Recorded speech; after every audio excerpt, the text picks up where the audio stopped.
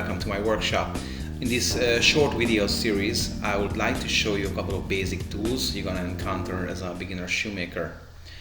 Many of these tools are on your desk and you use it every day, some of them just rarely, but all of them are pretty important if you want to accomplish a nice pair of shoes. So a regular shoemaking measuring tape is a little bit more than 60 centimeters long, and it has three different scales. One of them is a regular centimeters. The other side have two scales. Here this is Paris point, so this is what we use for European shoe measurements, and this one here is the English measurement. So actually this explains pretty well how that we should imagine. So size 0, then kid size, then adult sizes up to 46. Alright, so let me show you one way to use this measuring tape. We are going to measure ball girth, and I got this mini last year for the demonstration.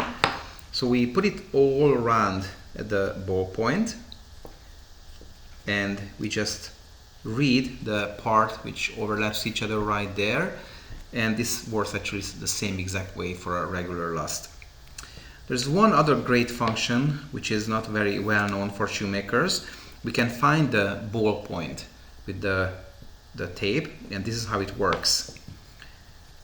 You measure the length right here. This is 16 centimeters in this case. Again, it's a miniature last. And if you turn it the other way, you find the 16 right here in the Paris point, and that happens to be the length for the last. Why is that? Because this is normally 2/3 of the full last length, and Paris point happen to be 2/3 of the centimeter scale. The next tool I'm showing you is for professional users. So here's the reason we use it. Let's say we have 2 layers of upper leather, we have this insole leather, and we have to make a technical specification for a factory, or we just want to check the skiving parameters. We need to measure the thickness of the leather. So we offer 2 different thickness gauge for that. This is one of them. It's a very handy little tool. I always carry this with me when I buy leather. So the way it works, when you push it down all the way, it's gonna show 0. If not, you can still adjust it a little bit, so it's easy to calibrate. We always measure it multiple points to be sure that we didn't run into a thicker or thinner part, and that's how we can determine if we want to buy that leather, if this is the thickness we are looking for. For this leather, it's pretty much the same, but these leathers actually they are usually very uneven, so you definitely want to find a spot where it is a little bit easier to measure. Now, let's say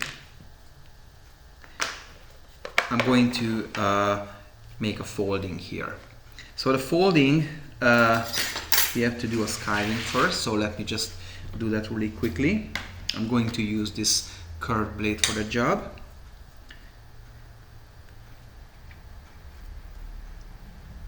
You have to skive it a little bit wider than the double of the folding allowance. So let's say you have 5 millimeters folding allowance. You do the skiving 5 plus 5 plus a little bit for folding. So that could be, let's say, 1 millimeter. Since this is a 1 millimeter thick leather, you can double check it. Well, it still is. So we fold it here just like that, and we can feel if it's thin enough or too thick, maybe too thin. And let's say we are happy with this, but we want to double check. So what we are going to do, fold it and measure the 2 layers on top of each other, if it's gonna give you the same number or close what the actual thickness is. So this is the more advanced version of the small measuring tool. This is a digital one. So I switch it on, measure the thickness. Actually, it's pretty much the same exact way,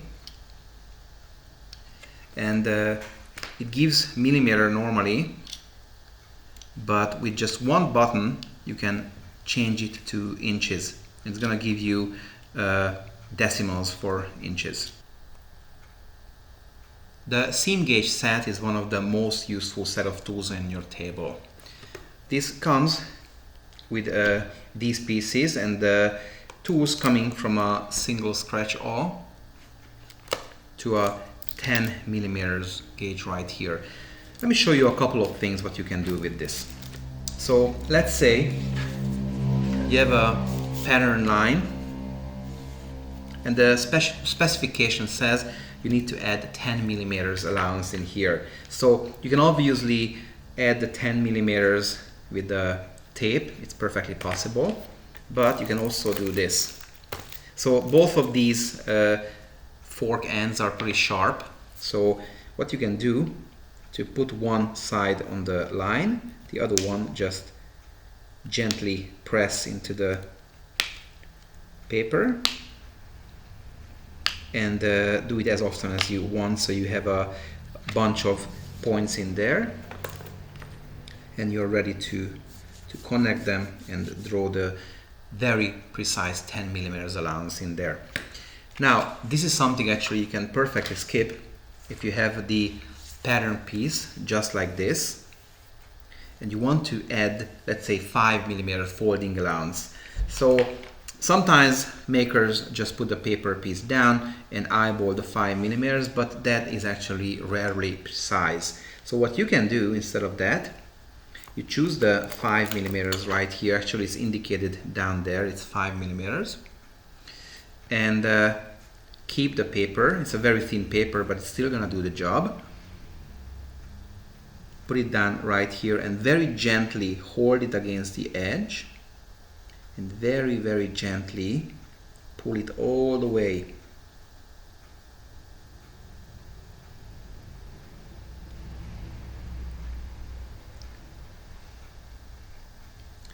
So it's not going to make a deep scratch, this is not that sharp, but it's clearly visible. So now I have both ends, the one where I'm supposed to fold it and the other where I'm supposed to cut it.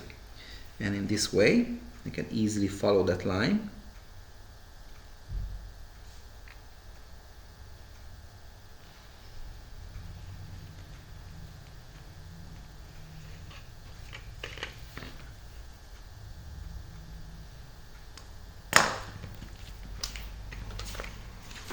And have my piece accurately cut with the 5 millimeters allowance.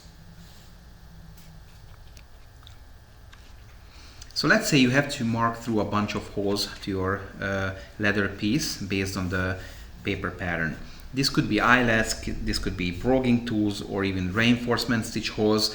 Whatever it is, you put the paper piece on the top of the leather. And this time I'm going to use the scratch awl, so it doesn't have a distance. This tool is called actually the zero distance one. I hold down the paper piece and just do this, and this is going to make a permanent mark on the leather. It's not very visible, but if you hold it in the right angle you can clearly see it, so you can use your hole punch to punch these holes, or just use your awl and sew these holes.